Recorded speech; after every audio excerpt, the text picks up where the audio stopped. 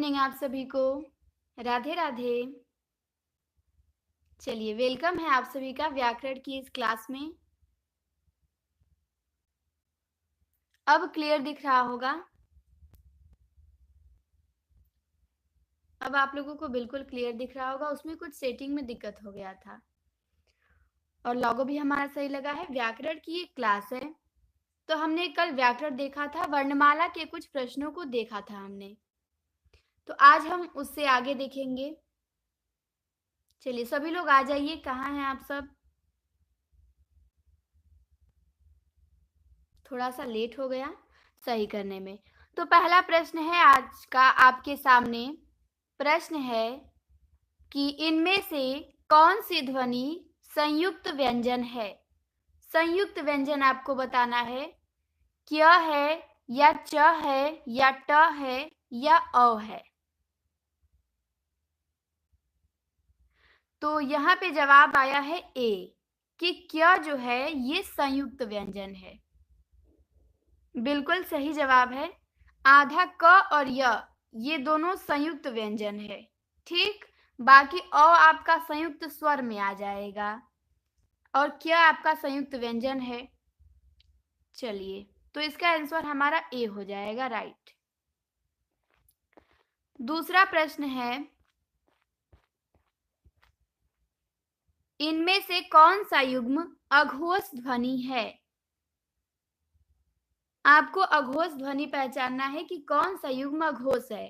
ग घ ड ढ प फ कि द ध। अघोष कौन सा है? तो 2 का आंसर आया है सी कि प और फ अघोष है। बिल्कुल, प्रत्येक वर्ग का पहला और दूसरा जो वर्ण होता है वो अघोष होता है। ठीक, तो प और फ ये दोनों पहले और दूसरे वर्ण हैं प वर्ग के। तो हमारा जो सी ऑप्शन है वो राइट हो जाएगा, अघोष ध्वनि है। तीसरा प्रश्न है, इसमें आपको बताना है कि देवनागरी लिपि की पूर्ववर्ती लिपियों में कौन सा एक नाम गलत है।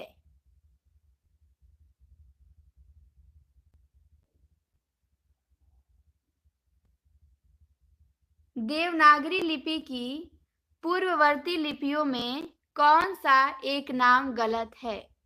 ब्राह्मी, खरोष्ठी, शारदा, कुटिला। तो यहाँ पे जवाब आया है बी कि खरोष्ठी जो है वो गलत है। बिल्कुल, देवनागरी लिपि की पूर्ववर्ती लिपि में खरोष्ठी नहीं आएगा, ब्राह्मी आ जाएगा, शारदा भी आ जाएगा और कुटिला भी आ जाएगा।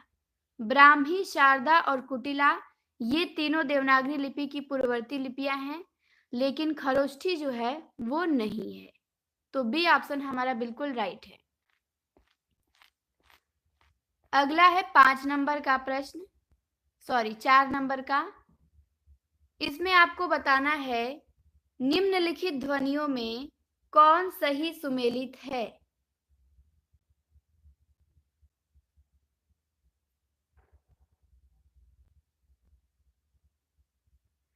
सही बताना है आपको कौन सही सुमेलित है। ग अघोष है, फ अल्प प्राण है, स उष्म है या ठ सघोष है। तो ग अघोष नहीं होगा। क्यों अघोष नहीं होगा? कि जो ग है वो क वर्ग का तीसरा व्यंजन है ना, तो अघोष केवल पहला और दूसरा ही होता है और ग देखिए तीसरे पे आ रहा है, तो ये अघोष नहीं है। ठीक, तो ये हमारा गलत हो गया। फिर फ दिया है अल्प प्राण, तो हमें पता है कि वर्ग का पहला, तीसरा और पांचवा व्यंजन अल्प प्राण होता है, तो फ दूसरा है, तो ये भी गलत हो गया। प फ तो ये दूसरा व्यंजन है ना, तो ये महाप्राण है। फिर ठ को सघोष दिया है, सघोष वर्ग का तीसरा, चौथा, पांचवा वर्ण होता है। ठ नहीं, ठ अघोष है, ये भी गलत हो गया। यहाँ पे सही है हमारा सी वाला ऑप्शन, स उष्म है। क्यों? क्योंकि जो तीनों स होते हैं ना, मूर्धन्य स, दंत स, तालव्य स, ये तीनों स उष्म वर्ण है, तो ये आपको ध्यान देना है। सी वाला बिल्कुल सही सुमेलित है। हाँ, सी बिल्कुल राइट आंसर है। चलिए 5 नंबर के प्रश्न पे आते हैं। 5 नंबर में आपको बताना है कि कौन ऊष्म व्यंजन नहीं है।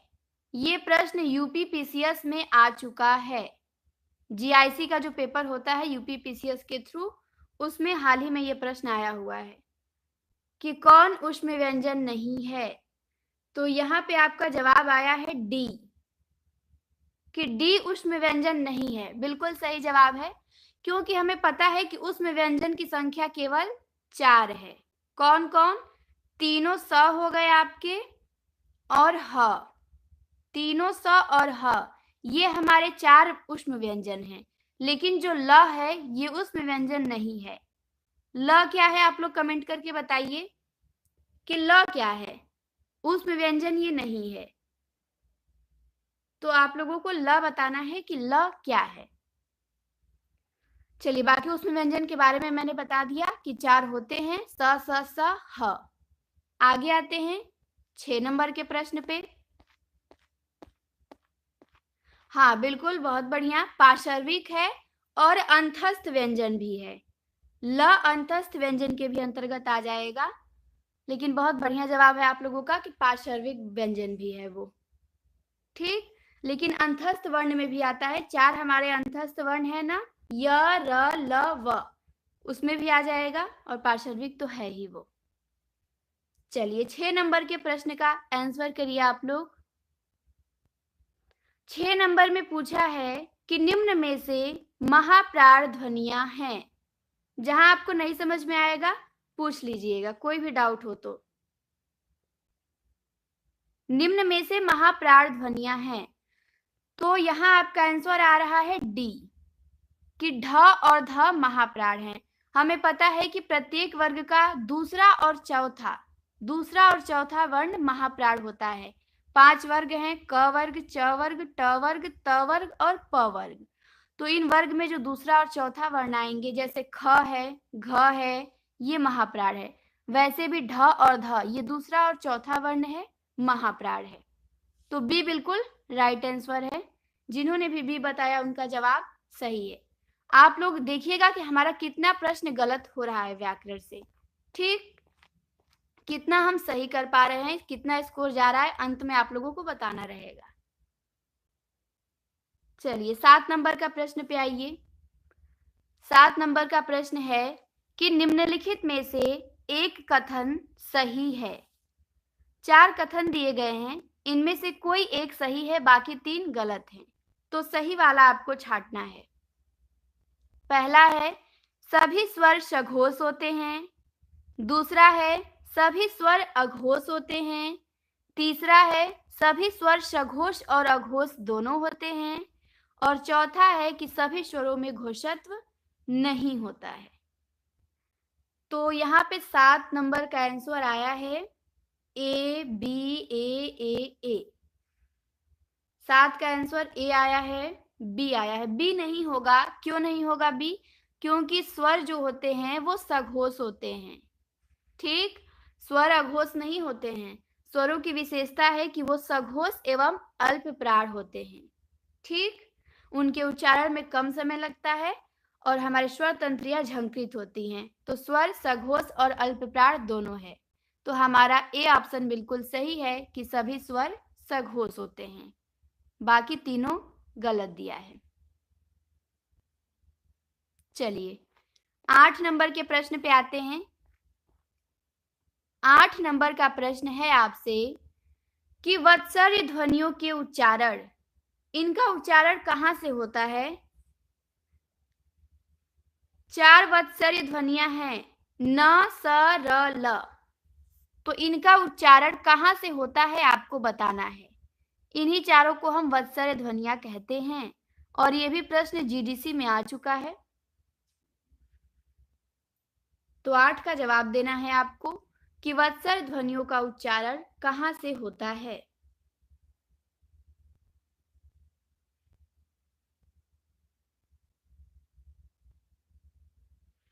तो 8 का आंसर आया है कि ए होगा, जिह्वा की नोक दंत पंक्तियों के ऊपरी भाग का स्पर्श करती है। बिल्कुल सही जवाब आया है ए। जब वत्सर ध्वनियों का हम उच्चारण करते हैं तो जिह्वा का जो आगे वाला भाग होता है वो ऊपर के दांतों को स्पर्श करता है, जैसे न, स, र, ल। तो ए वाला ऑप्शन हमारा बिल्कुल सही है। आप उच्चारण करके खुद भी देख सकते हैं। चलिए 9 नंबर के प्रश्न पे आते हैं हम। 9 नंबर का प्रश्न है आपसे, बिल्कुल व्याकरण का ये सब बेसिक प्रश्न है। व्याकरण में ये सब जानना आपको कंपलसरी है, किसी भी एग्जाम के लिए बहुत महत्वपूर्ण है। तो इन सब चीजों को तो आप लोग ध्यान दीजिए। 9 का बताइए, री ध्वनि है, उत्क्षिप्त है, मूर्धन्य है, पार्श्विक है कि संघर्षी है? री कैसी ध्वनि है? तो यहाँ पे 9 नंबर का आंसर आया है बी, कि जो री है वो मूर्धन्य है। बिल्कुल सही जवाब आया है। री क्या है? तो मूर्धन्य है। अभी हमने देखा कि पार्श्विक ल होता है। ल क्या है? पार्श्विक है। उत्क्षिप्त हम देख लेते हैं। उत्क्षिप्त हमारा ये हो गया दोनों वर्ण। ठीक। संघर्षी हमारा तीनों स और ह हो जाएगा। तो बचा बी ऑप्शन मूर्धन्य। तो मूर्धन्य क्या है? री मूर्धन्य ध्वनि है। चलिए आगे बढ़ते हैं 10 नंबर के प्रश्न पे। 10 नंबर का भी प्रश्न बहुत अच्छा है और आसान भी है। प्रश्न है, अधिक प्रयत्न से उच्चारित होने वाले व्यंजन क्या कहलाते हैं? जिन व्यंजनों को उच्चारित करने में अधिक बल लगता है या अधिक वायु की आवश्यकता होती है, उन्हें हम क्या कहेंगे? अल्प प्राण व्यंजन कहेंगे या सायास व्यंजन कहेंगे या महाप्राण कहेंगे या सुदीर्घ व्यंजन कहेंगे? उन्हें हम क्या कहेंगे? चलिए 10 नंबर के प्रश्न का जवाब दीजिए।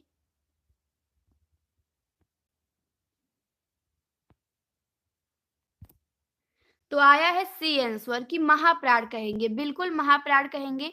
जैसे ये क वर्ग है, क वर्ग के सभी व्यंजनों को मैंने लिख दिया। तो जो ये दूसरा है और ये चौथा है, सॉरी, चौथा व्यंजन है, ये दोनों महाप्राण है। तो क, ग, अंग ये तीनों अल्प प्राण है। इन तीनों की अपेक्षा ख और घ का उच्चारण करने में अधिक वायु की आवश्यकता होती है। आप खुद ही बोल के देख लीजिए।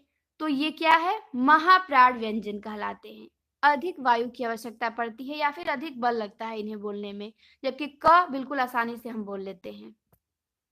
तो हमारा आंसर सी बिल्कुल राइट है और आप सभी ने सी बताया है। बहुत बढ़िया। 11 नंबर पे आते हैं। 11 नंबर, 11 नंबर का जवाब दीजिए। कौन से वर्ग में ओष्ठ वर्ण है?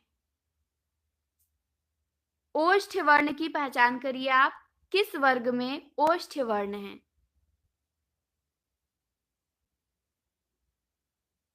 बिल्कुल बेसिक सा क्वेश्चन है। तो 11 का आंसर आया है सी, कि प, ब, फ। बिल्कुल प वर्ग हमारा, उसका उच्चारण ही ओठ से होता है। तो ओष्ठ वर्ण क्या हो जाएगा? प, ब, फ। ये तीनों हमारा ओष्ठ वर्ण है। ठीक। 12 नंबर पे आते हैं। 11 का सी जवाब दिया है सभी ने। चलिए सरिता जी कहाँ रह गई आज?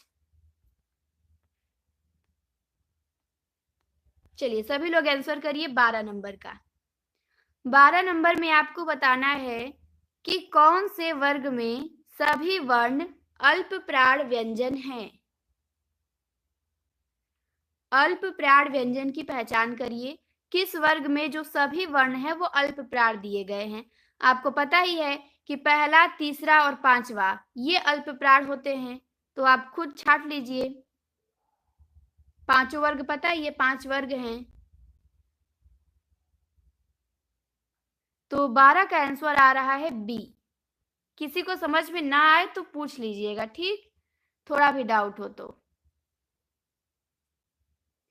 सभी वर्ण अल्प प्राण व्यंजन है। क्यों? क्योंकि जो क है ये भी पहला वर्ण है क वर्ग का। च है ये भी च वर्ग का पहला वर्ण है। ट है, ट भी ट वर्ग का पहला वर्ण है। त भी त वर्ग का पहला वर्ण है। तो हमारा पहला, तीसरा और पांचवा ये अल्प प्राण होते ही हैं, तो हमारा बी ऑप्शन बिल्कुल राइट हो जाएगा। बाकी सब में दूसरा चौथा दे दिया है तो वो महाप्राण में चला जाएगा, लेकिन इसमें केवल पहला दिया है, तो हमारा बी ऑप्शन बिल्कुल राइट है। चलिए 13 नंबर पे आते हैं। राधे राधे। हाँ बिल्कुल रीमा, राधे राधे। चलो आंसर करो। 13 नंबर में बताइए, तालव्य वर्ण का कौन सा वर्ग है? तालव्य वर्ण को आपको छांटना है। 4 ऑप्शन दिए गए हैं, इनमें से कौन तालव्य है? क, ड, अड़, ये है कि स, च, ई, ये है कि भ, ल, भ, ये है, या फिर थ, व, श, ये है।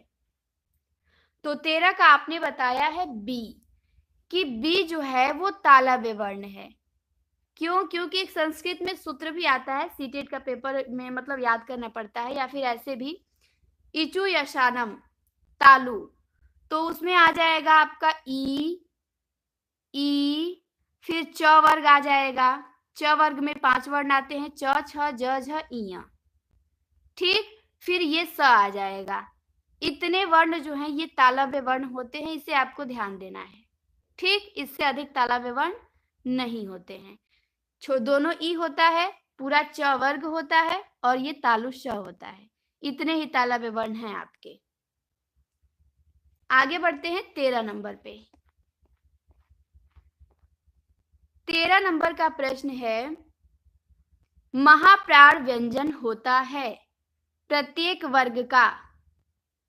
चलिए ये तो बहुत आसान आ गया, कभी से मैं बता रही हूं इसे। तो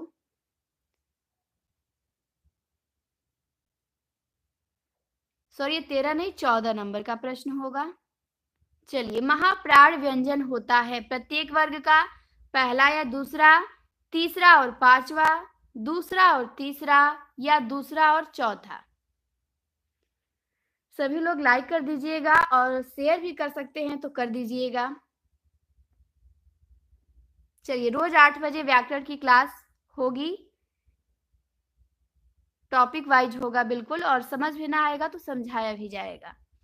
तो 14 का आया है डी, कि महाप्राण व्यंजन होता है प्रत्येक वर्ग का दूसरा और चौथा वर्ण। बिल्कुल राइट आंसर है आपका। चलिए 15 नंबर के प्रश्न पे आते हैं। 15 नंबर में भी बहुत अच्छा प्रश्न है। प्रश्न है, री स्वर की मात्रा का प्रयोग कौन से शब्द में किया गया है? यहाँ पे आपको पहचानना है कि री स्वर का प्रयोग इन चारों में से किस शब्द में किया गया है। मातृभूमि में, या फिर रात्रि में, या फिर आम्र में, या फिर क्रिया में। नहीं समझ में आएगा तो भी घबराना नहीं है, धीरे धीरे ही समझ में आता है। अब आप पहले दिन ही सोचेंगे कि बिल्कुल आए हमें, तो ऐसा नहीं है, टाइम देना पड़ता है थोड़ा। ठीक, पर आ जाएगा, इतना भी भारी नहीं है, बहुत आसान है ये सब चीजें।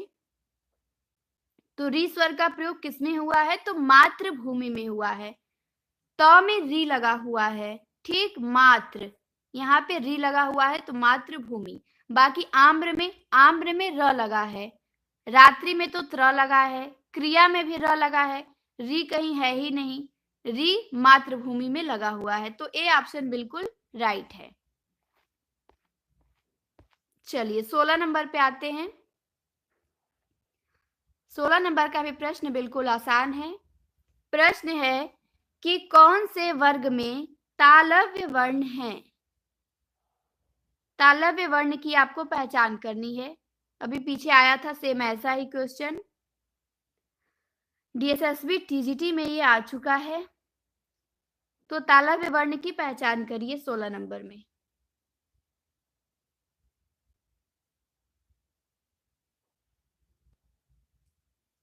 तो 16 का जवाब आया है बी, कि ई, य, श, च, ये क्या है? तालव्य वर्ण है।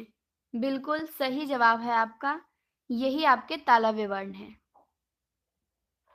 चलिए 17 नंबर पे आते हैं। 17 नंबर का प्रश्न है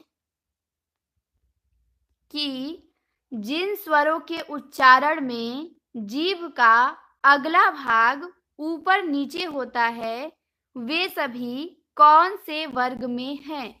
बहुत ही अच्छा क्वेश्चन है ये कि जिन स्वरों के उच्चारण में जीभ का अगला भाग ऊपर नीचे होता है वे सभी कौन से वर्ग में हैं?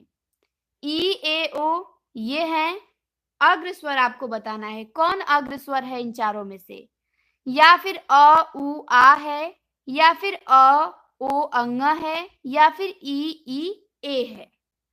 तो 17 का आपका जवाब आया डी कि ई ए अग्रस्वर है और आपका जवाब बिल्कुल सही आया है। बहुत बढ़िया, वेरी गुड।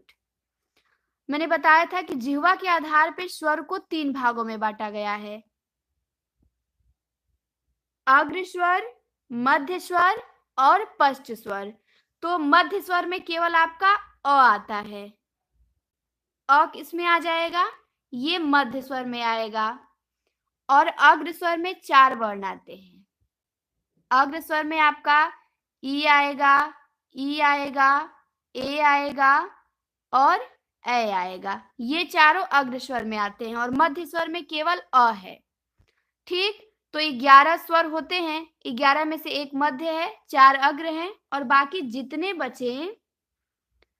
जितने सब बचे हैं वो क्या हैं? वो सब पश्च स्वर हैं। तो उसे आपको ध्यान देना है।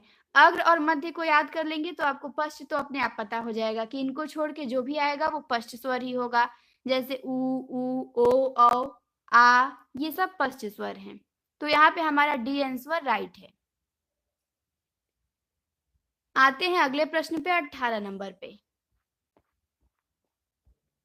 18 नंबर में आपको बताना है, राधे राधे खुशी, स्वागत है क्लास में आपका। चलिए 18 नंबर का जवाब दीजिए। ये भी बिल्कुल सरल सा प्रश्न है, ये बिल्कुल बेसिक हम लोग चल रहे हैं व्याकरण में। ठीक, लेकिन हाँ यहीं से प्रश्न आते हैं और कंफ्यूजन में गलत हो जाते हैं क्योंकि आसान समझ के हम हल्के में ले लेते हैं। तो ये सब चीजें तैयार होनी चाहिए। तो कंठ ध्वनियां कौन से वर्ग में है? तो बिल्कुल हमारा बी जो है क, ग और ह भी कंठ ध्वनि में आता है, ये आपको ध्यान देना है। क वर्ग तो आता ही है, क च क ख ग घ अंग, ये भी आ जाएगा कंठ में। अ आ ये भी कंठ ध्वनि है और ह भी एक कंठ ध्वनि है, तो ये आपको ध्यान देना है। चलिए 19 नंबर के प्रश्न पे आते हैं। 18 का बी बिल्कुल राइट आंसर है। देखिए 19 का भी मैंने बताया था अंतस्थ व्यंजन के बारे में और प्रश्न भी आ गया यहाँ, एनवीएस टीजीटी में आ चुका है ये। अंतस्थ व्यंजन की पहचान करिए। स है कि प है कि त है कि य है? अंतस्थ व्यंजन कौन सा है?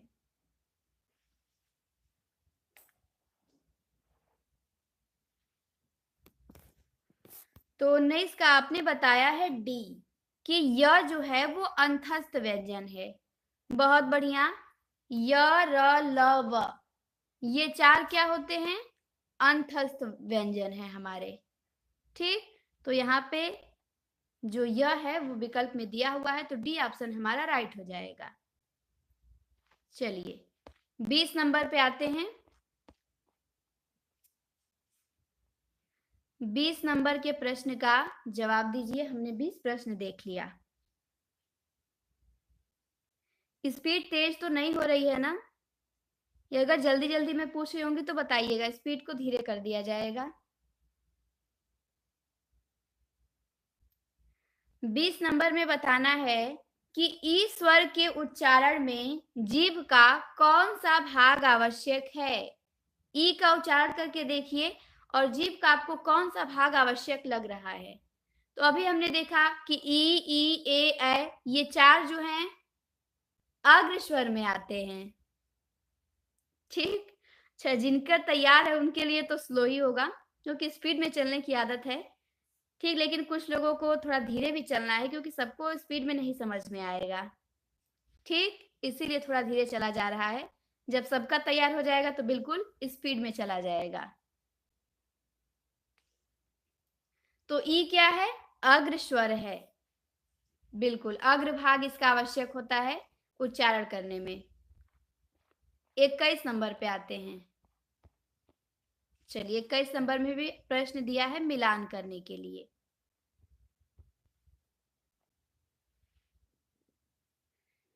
आपको बताना है कि निम्नलिखित सूचियों में सुमेलित कीजिए। हाँ बिल्कुल, इतना स्पीड रहेगा, बढ़ेगा नहीं।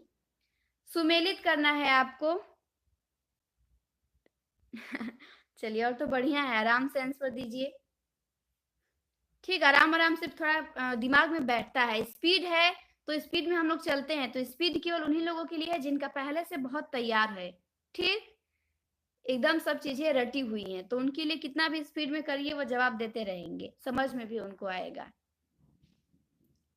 तो यहाँ पे मिलान करना था, तो 21 का आपने जवाब दिया है ए, कि ए ऑप्शन होगा। मिलान करके देख लेते हैं। तो च आपका आ जाएगा तालव्य में, व आपका ओष्ठ में आ जाएगा, द आएगा आपका दंत्य में, और क आ जाएगा कोमल तालव्य में। क कोमल तालव्य है। ठीक, तो ए ऑप्शन हमारा बिल्कुल यहाँ पे राइट है। चलिए 22 नंबर पे आते हैं। 22 नंबर का भी प्रश्न बिल्कुल आसान है। आपको बताना है प ध्वनि का उच्चारण स्थान।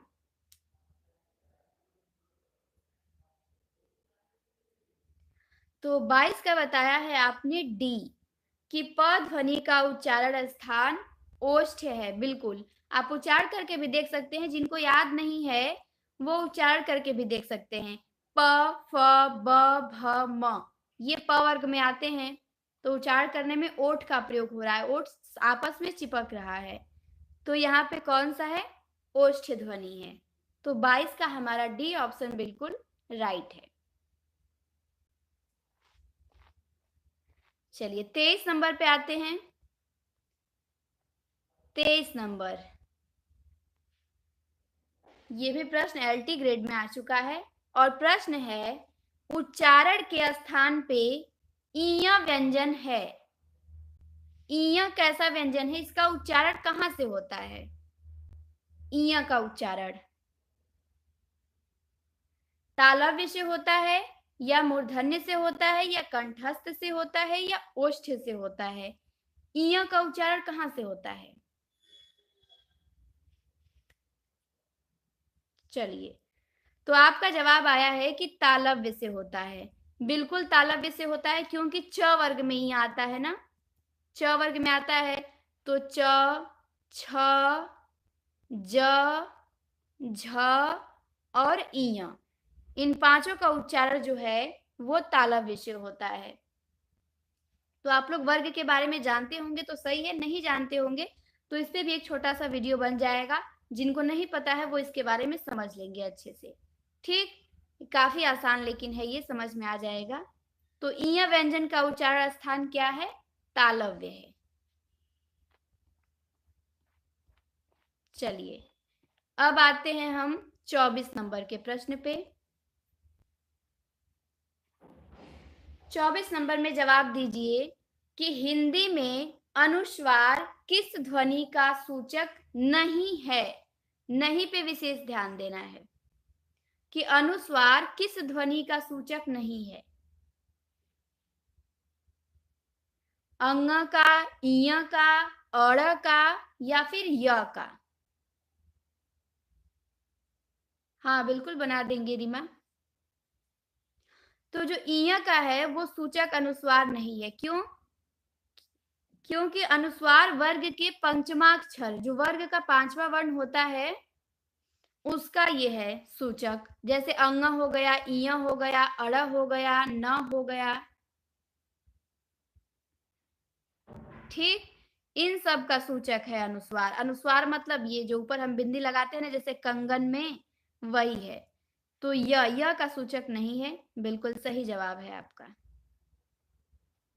चलिए 25 नंबर पे आते हैं। 25 नंबर, इसका आंसर करिए आप लोग। प्रश्न है आपके सामने कि ड और ढ ध्वनियों के विषय में कौन सा कथन शुद्ध है।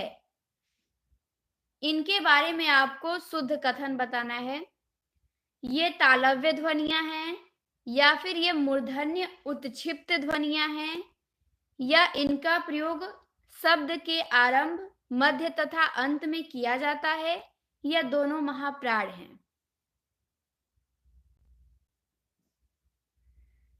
तो 25 का आंसर आया है सी। सोनी सी कैसे होगा? सी नहीं होगा, सी आंसर गलत है। बी जिन्होंने बताया है उनका जवाब सही है। ये जो ध्वनियां हैं दोनों, इनको हम मूर्धन्य उत्क्षिप्त ध्वनियां कहते हैं।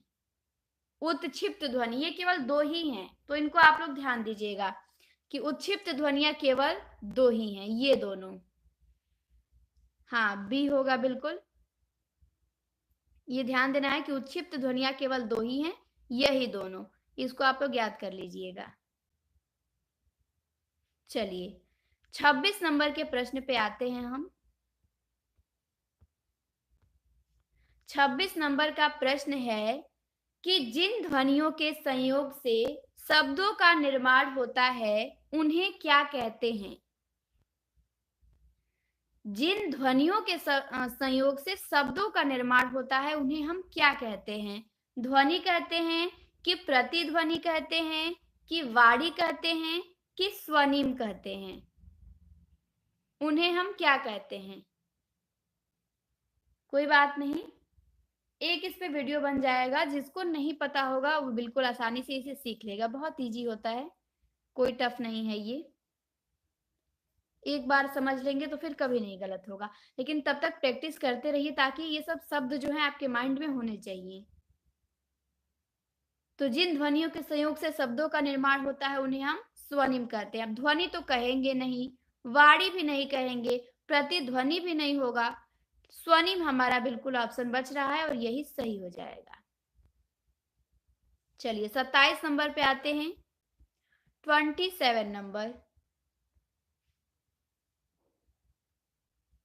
27 का आंसर आपको देना है कि उच्चारण की दृष्टि से स, श, स ये तीनों व्यंजन किस प्रकार के हैं।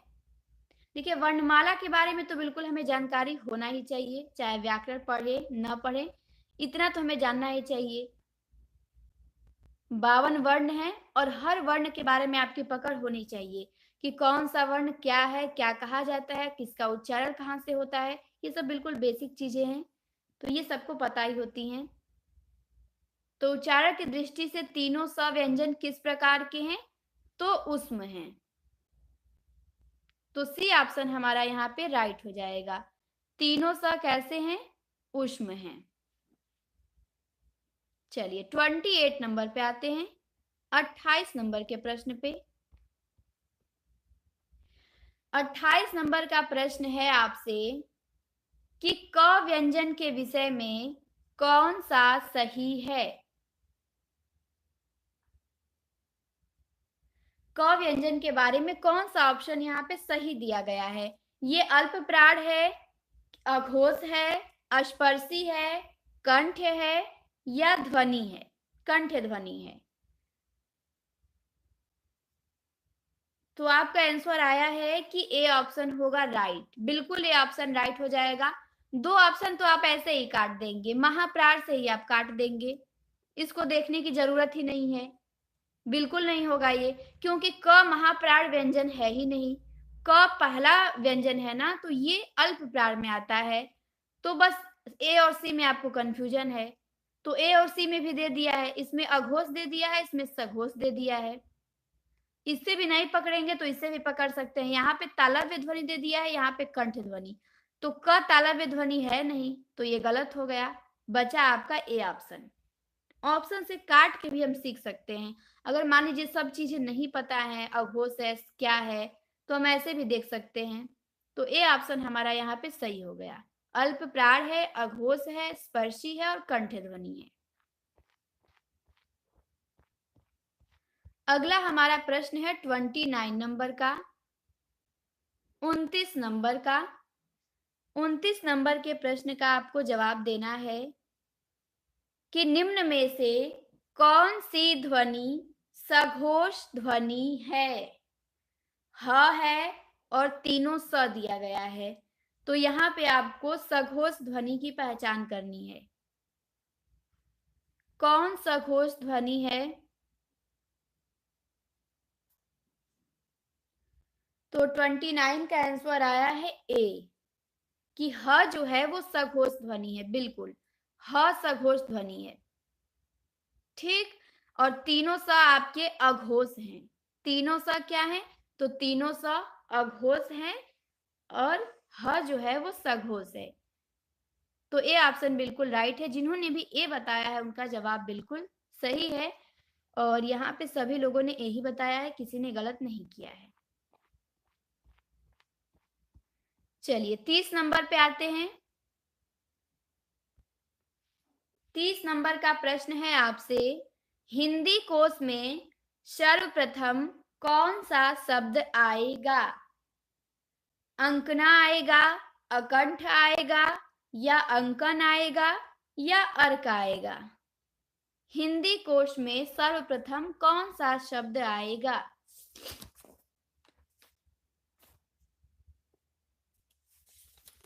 तो 30 का आंसर आया है यहाँ पे सी, कि अंकन आएगा सबसे पहले। बिल्कुल, सबसे पहले अंकन आ जाएगा आपका। तो सी ऑप्शन हमारा राइट है। सभी ने सी बताया है, बिल्कुल, बहुत बढ़िया। चलिए 31 नंबर पे आते हैं। 31 नंबर का प्रश्न भी बहुत ही अच्छा है, और आपको बताना है प्रारंभ शब्द में प्र वर्ग का स्वरूप है।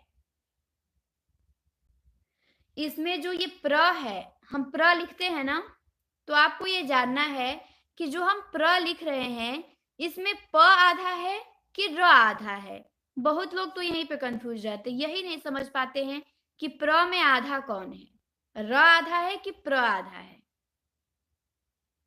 तो जब र नीचे ऐसे लगा होता है ना, तो समझिए कि यहाँ पे र पूरा है, लेकिन जिस व्यंजन में र लगा होता है वो व्यंजन आधा होता है। जैसे प्र लिखा है तो यहाँ पे प, ये प आधा है और ये र पूरा है, ये दोनों मिलके प्र बना है। लेकिन जब र आधा होगा तो क्या होगा?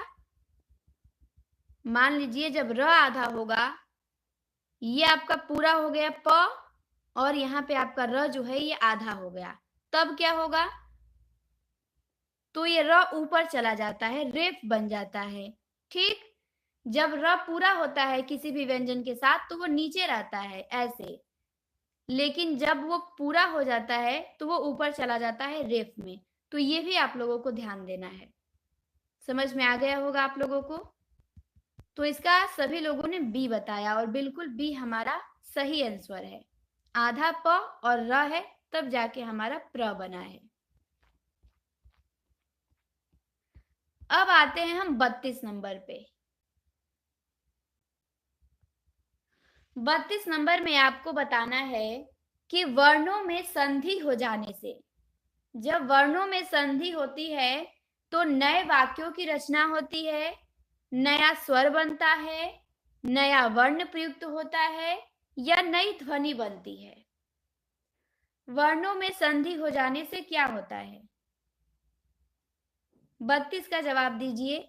तो 32 का जवाब आया है ए, कि संधि हो जाने से नई वाक्य की रचना होती है। चलिए और लोग जवाब दीजिए।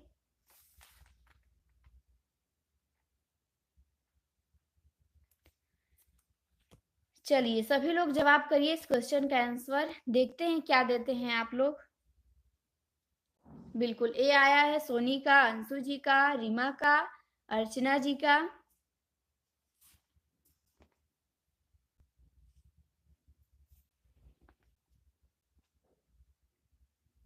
और प्रतिभा जी, दीपा जी कहाँ गए आप लोग का जवाब क्या है? चलिए, तो इसका आंसर नहीं आया आप लोगों का। हम बताते हैं, ये बिल्कुल गलत है। जिन्होंने भी ए बताया है बिल्कुल गलत है। वर्णों में संधि होगा तो वाक्य कैसे बनेगा? वाक्य तो पूरी एक पंक्ति होती है ना, तो फिर आप कैसे कह देंगे कि वर्णों में संधि हो जाने से वाक्य बनता है?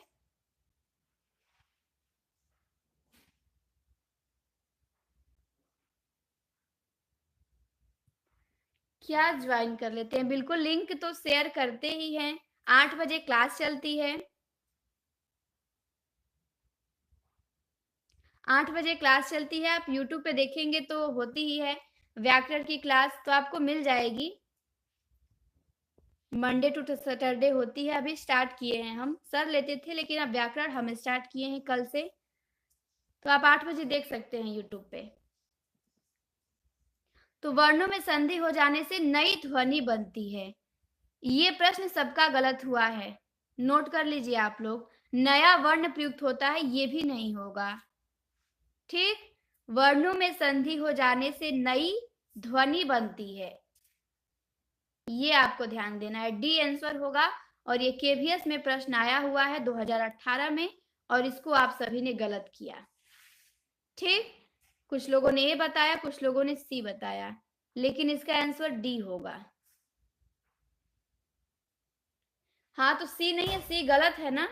सी दिया है आपने, सी गलत है। डी इसका राइट आंसर होगा। वर्णों में संधि हो जाने से नई ध्वनि बनती है। चलिए, 33 नंबर पे आते हैं।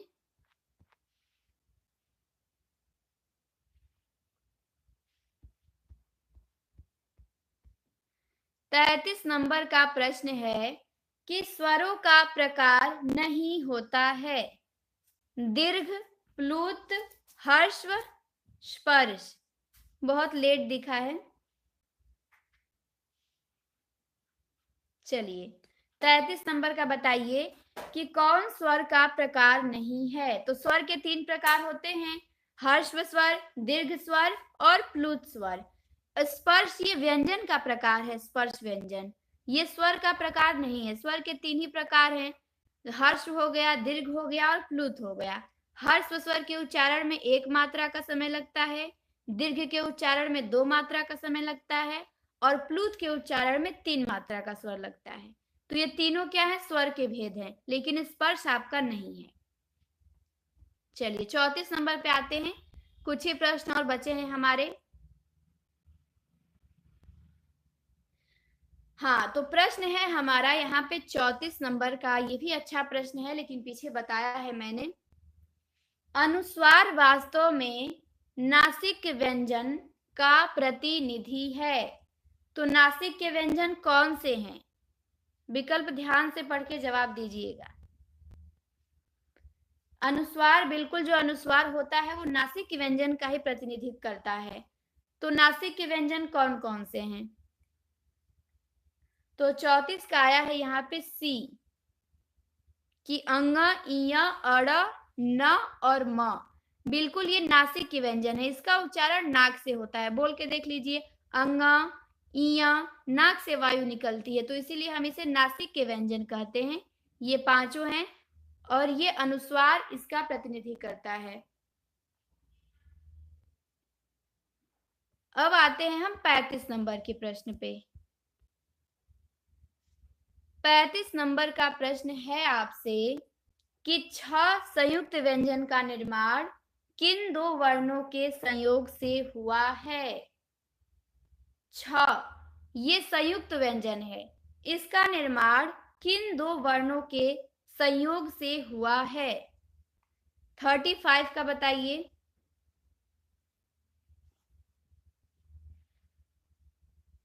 तो 35 का यहाँ पे जवाब आया है सी, कि जो 6 है वो आधा क प्लस मूर्धन्य स से मिलके बना है। बिल्कुल, बहुत बढ़िया जवाब है। आधा क और मूर्धन्य स से मिलके 6 बना है। आपको ध्यान देना है कि 4 संयुक्त व्यंजन होते हैं। कितने संयुक्त व्यंजन हैं? हिंदी में 4 संयुक्त व्यंजन है।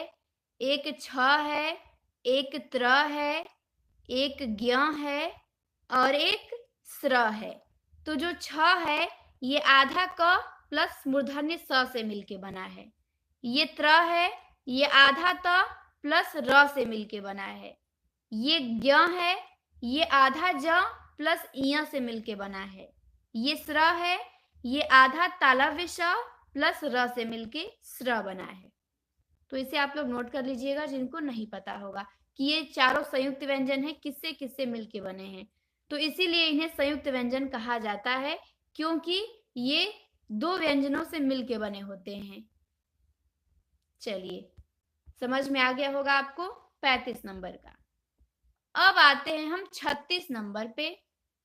हाँ बिल्कुल सही लिखा है प्रतिभा जी ने।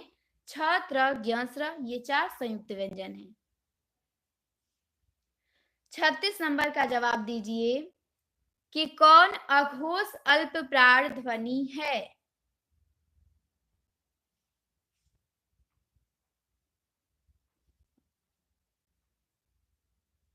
कौन अघोष है और अल्प प्राण ध्वनि है। तो आपको पता है कि अघोष पहला और दूसरा वर्ण होता है, ठीक, और अल्प प्राण पहला तीसरा और पांचवा होता है। तो इन दोनों में कॉमन, देखिए रीजनिंग भी लगा लीजिए थोड़ा यहाँ पे, इन दोनों में कॉमन कौन है, दोनों में कॉमन एक है। तो जो वर्ग का पहला व्यंजन होगा वो अघोष भी होगा और अल्प प्राण भी होगा। तो वर्ग का पहला व्यंजन क है, क वर्ग का पहला व्यंजन, और त है त वर्ग का पहला व्यंजन। तो क और त ये अघोष भी है और अल्प प्राण भी है, ठीक। तो बिल्कुल डी है। हाँ वीडियो जरूर बना देंगे रीमा, बहुत आसान है, परेशान ना हो, एक वीडियो में समझ में आ जाएगा। फिलहाल जो बता रहे हैं उस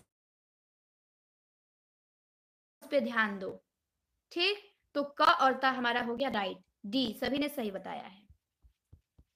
चलिए 37 नंबर पे आते हैं।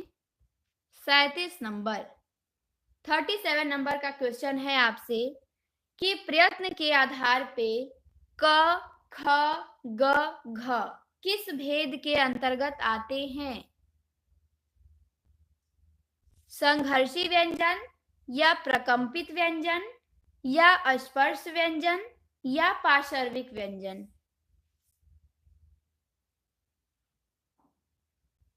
क ख ग घ किस भेद के अंतर्गत आ जाएंगे। 37 का आंसर करिए।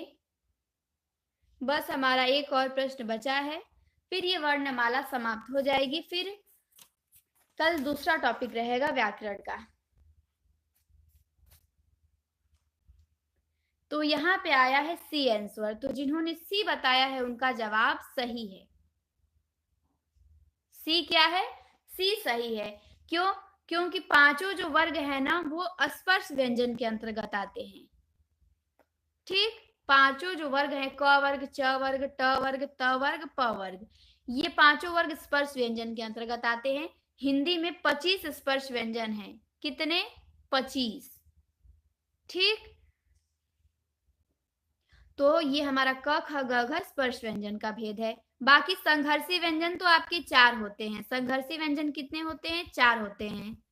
स स ह, ये क्या है आपके चारों, ये संघर्षी व्यंजन है, ठीक। तो इसे आप लोग ध्यान दीजिएगा, संघर्षी में नोट कर लीजिए। प्रकंपित व्यंजन, प्रकंपित व्यंजन में आपका प्रकंपित में कौन सा आएगा, थोड़ा आप लोग कमेंट करिएगा। ये वाला ध्यान नहीं आ रहा अभी मुझे। पार्श्विक में तो ल आ जाएगा, पार्श्विक में ल आ जाएगा, संघर्षी में ये चारों आ जाएगा, और स्पर्श व्यंजन में तो 25 आ जाएगा। प्रकंपित व्यंजन में कौन सा आएगा,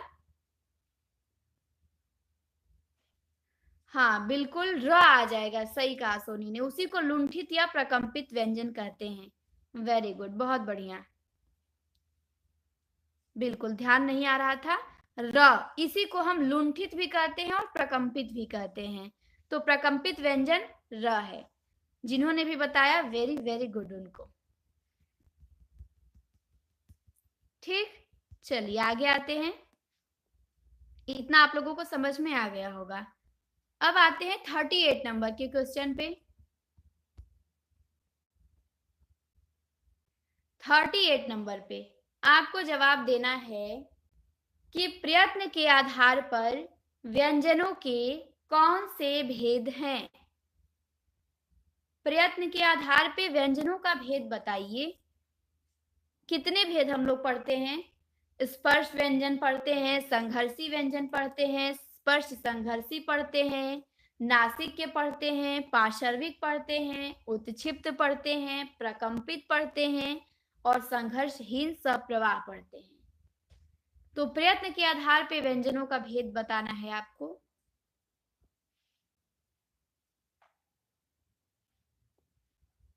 चलिए जवाब दीजिए। बता ही दिया मैंने कि डी होगा। ठीक, क्या होगा? डी आंसर हमारा राइट है।